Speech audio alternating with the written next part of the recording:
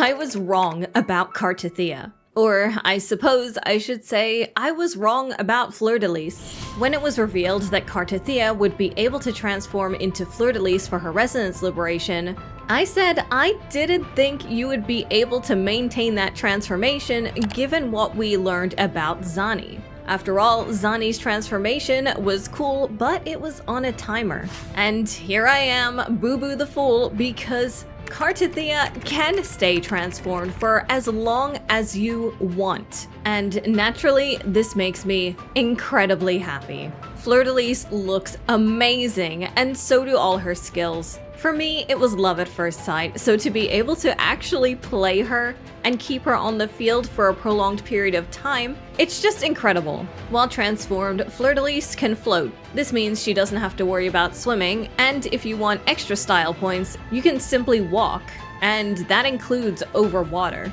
I will say it's a bit strange that she walks as if she's wearing high heels. She is always on them tippy toes, which is fine until she walks and then you realize she is also walking on her tippy toes. But thoughtfully, Fleurdelys even has her own idle animation. That genuinely surprises me. But the Fleurdelys mode is not without its limitations. She's not able to jump because jumping is just another type of attack for her. She's not able to grapple onto things. Doing so will instantly transform her back into Cartethyia. As a result, you can't do any real exploration with her. You can only style, which is nice, but I would prefer even more. I do wish I could properly explore the world as Fleurdelys unhindered, flying, grappling, all of that, but it's not possible.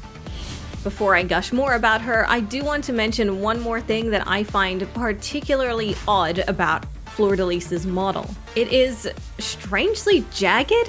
The lines look extremely choppy and cause Fleurdelys to look weirdly low resolution compared to everything around her, including Cartethyia before she transforms. This is extra noticeable around the front of her hair. It's a shame because her model is so beautiful otherwise, and it really gets in the way of me appreciating it like I should be able to. It's probably my biggest problem with her, to be honest. When I'm playing a character, I like to just zoom into their faces, take in how beautiful this game is, and Fleurdelys' jagged lines just are not doing it for me. But I'm excited.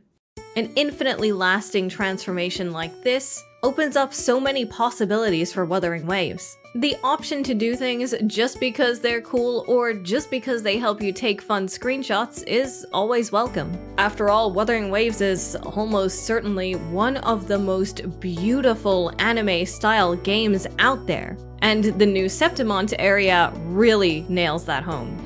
Now that I've got a large portion of my wish for Fleurdelys, I'm going to continue to dream big. Just like I put in my survey even before Fleurdelys was shown off, I want more female characters who are tall. Give us characters with these proportions, please. She just looks so much older and more mature than the other characters in this game, and I love it. That said, my favorite type of transformation so far is actually Camellia's. Not necessarily appearance-wise, but the method. I think it's incredible that she changes her appearance and all you need to do is hit her resonance skill button. Once you do that, you're free to do all sorts of things with it. Sure, she can't sprint, but she can actually dismount from her vines. And because of that, she can glide, she can fly, all things that I find very welcome. And the best part, of course, is that you can do it on a dime. A single press of the button is all it takes. And changing back is just as easy. After all this time, somehow Camellia is still one of my favorite characters to actually play as, and this is a big reason why.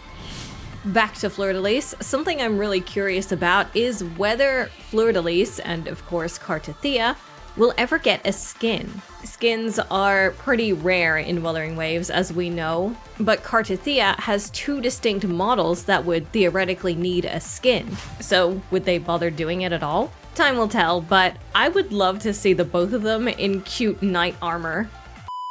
Fleurdelys is so beautiful, oh my god. Have we peaked?